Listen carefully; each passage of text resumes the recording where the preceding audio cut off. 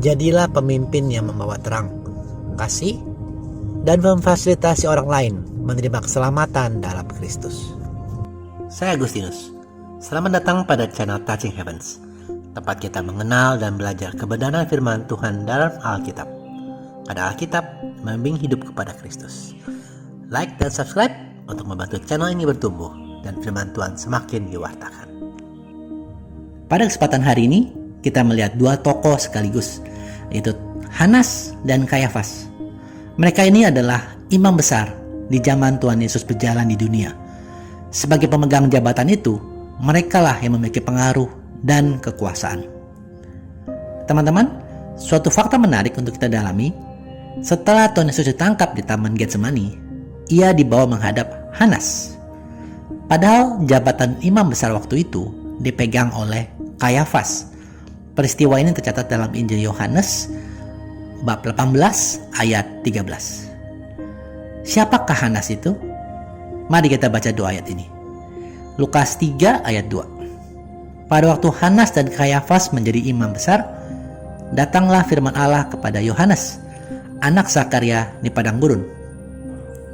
Kemudian kita baca Kisah Para Rasul 4 ayat 6. Dengan imam besar Hanas dan Kayafas, Yohanes dan Alexander, dan semua orang lain termasuk keturunan imam besar.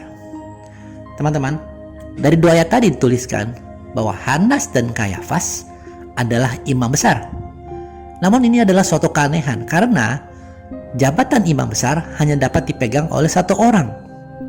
Nah, para ahli Alkitab menjelaskan sebuah kemungkinan perihal ini.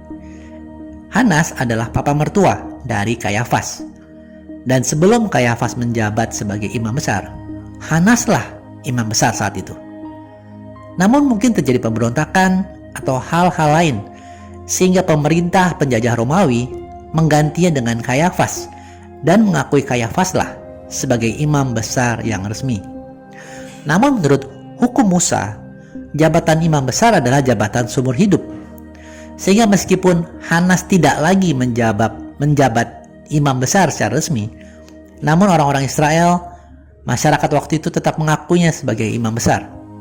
Dan juga Hanas sudah punya pengalaman, punya reputasi dan relasi, sehingga kemungkinan Kayafas hanya menjadi boneka dari Hanas, atau memang terjadi perselisihan di antara mereka. Sehingga saat Tuhan Yesus ditangkap di Taman Getsemani, orang-orang Yahudi membawanya menghadap Hanas terlebih dahulu. Meski peristiwa ini cuma tercatat di Injil Yohanes, sedangkan di Injil Sinoptik yaitu Matius, Markus, dan Lukas tidak mencatat peristiwa dibawanya Tuhan Yesus menghadap Hanas. Ada spekulasi bahwa para penulis Injil Sinoptik menganggap pemeriksaan oleh Hanas ini hanya bersifat informal, jadi mereka tidak perlu mencatatnya. Teman-teman, hal yang bisa kita petik dari Hanas dan Kayafas hari ini bukanlah hal yang baik, melainkan pelajaran tentang apa yang harus kita hindari dari kehidupan kita. Terutama Anda yang dipercayai sebagai pemimpin di level apapun. Hanas dan Kayafas sebagai imam besar adalah pemimpin tertinggi bangsa Israel di masa itu, terutama di struktur negara yang teosentris, yaitu administrasi negara yang mengarahkan kepada keyakinan Tuhan. Ya, merekalah yang mengkoordinir usaha untuk menganiaya Tuhan Yesus. Atau paling minim, mereka membiarkan orang Yahudi dan para ahli Taurat melakukan hal-hal yang menyusahkan atau membuat Tuhan Yesus menderita di dunia. Sampai ketika Tuhan Yesus benar-benar bangkit dari kubur, mereka pun membuat cerita palsu bahwa para murid datang mencuri jenazahnya, sehingga mengatakan bahwa Tuhan Yesus tidak bangkit. Kisah ini dapat kita baca di Matius 28 ayat 11-15 berikut ini. Ketika mereka di tengah jalan, datanglah beberapa orang dari penjaga itu ke kota dan memberitahukan segala yang terjadi itu kepada imam-imam kepala. Dan sesudah berunding dengan tua-tua, mereka mengambil keputusan, lalu memberi sejumlah besar uang kepada serdadu-serdadu itu dan berkata, "Kamu harus mengatakan bahwa murid-muridnya datang malam-malam dan mencurinya ketika kamu sedang tidur. Dan apabila hal ini kedengaran oleh wali negeri, kami akan berbicara dengan dia, sehingga kamu tidak beroleh kesulitan apa-apa." Mereka menerima uang itu dan berbuat seperti yang dipesankan kepada mereka. Dan cerita ini tersiar di antara orang Yahudi sampai sekarang.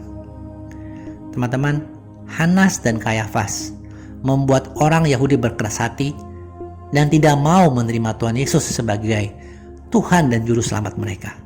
Dan sampai saat ini mereka masih menanti-nantikan datangnya Juru Selamat. Tindakan mereka sebagai pemimpin masih berakibat hingga 2000 tahun lebih saat ini. Mari, kita yang dipercaya sebagai pemimpin dapat bertindak, berperilaku, berkata-kata, dan membuat keputusan yang sejalan dengan rencana Roh Kudus. Dan biar melalui kepemimpinan kita, banyak orang bisa melihat terang, merasakan kasih, dan terutama bisa menjadi lebih dekat kepada Tuhan Yesus. Bagaimana caranya? Dimulai dari diri kita sebagai pemimpin, mempunyai hidup yang dipimpin oleh Roh Kudus.